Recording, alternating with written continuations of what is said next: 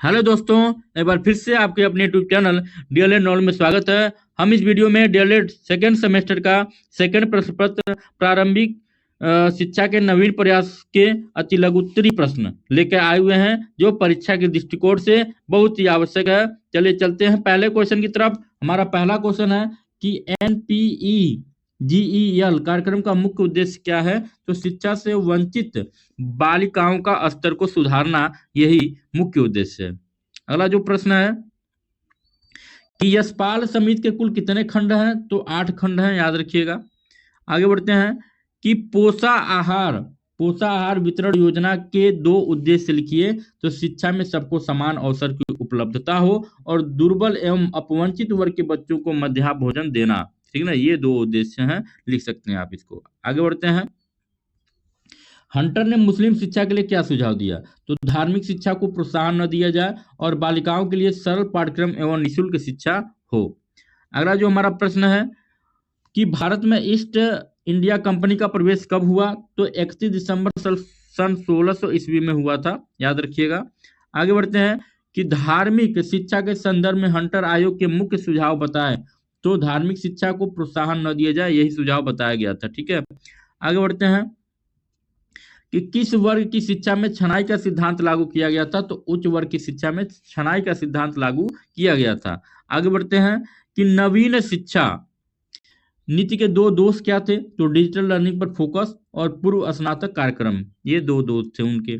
आगे बढ़ते हैं कि आचार्य राममूर्ति समिति की प्रमुख 2 सिफारिशें बताइए।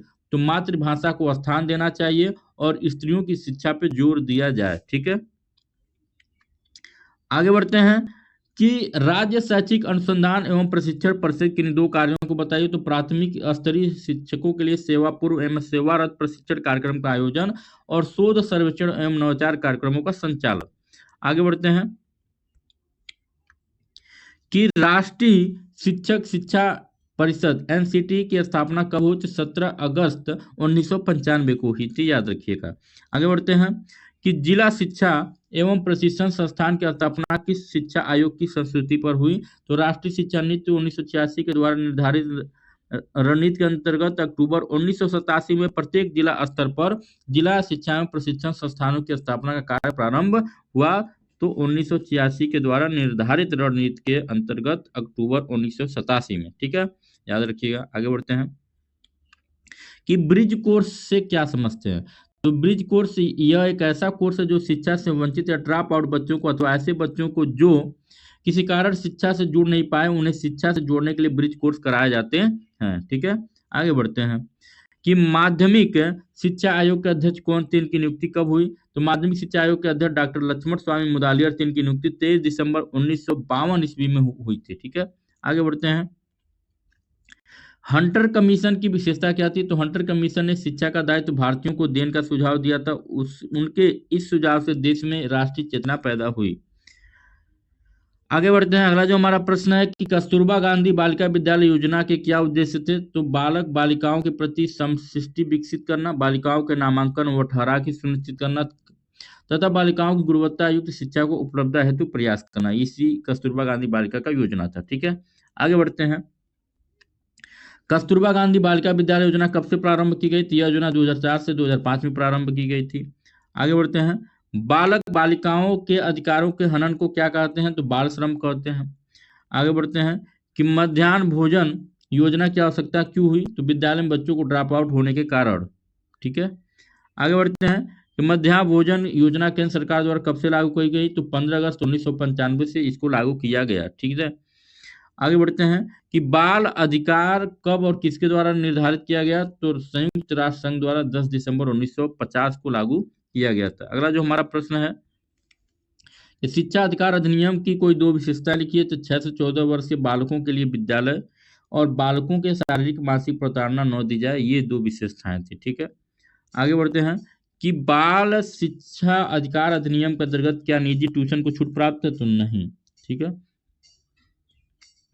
आगे बढ़ते हैं कि मैकाले द्वारा अपने विवरण पत्र में कौन सा ध्येय वाक्य लिखा गया। तो एक अच्छे यूरोपीय पुस्तकालय की एक अलमारी का साहित्य भारत व अरब का संपूर्ण साहित्य के समान है। ठीक है, आगे बढ़ते हैं कि शिक्षा में छनाई या निस्यंदन सिद्धांत से क्या आशय है? तो कुछ लोगों को शिक्षा देना ताकि वो अन्य जनसाधारण को शिक्षित कर सके, यही आशय है। ठीक है, आगे बढ़ते हैं।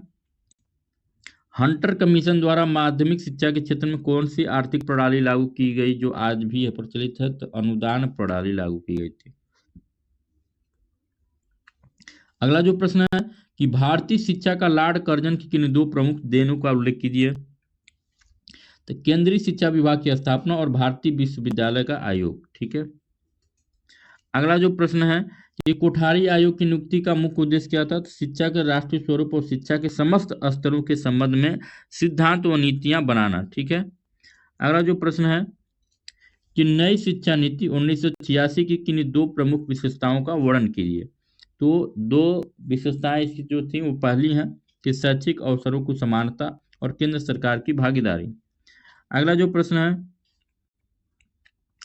कि प्रोफेसर यशपाल समिति किस प्रमुख समस्या के लिए गठित की गई थी?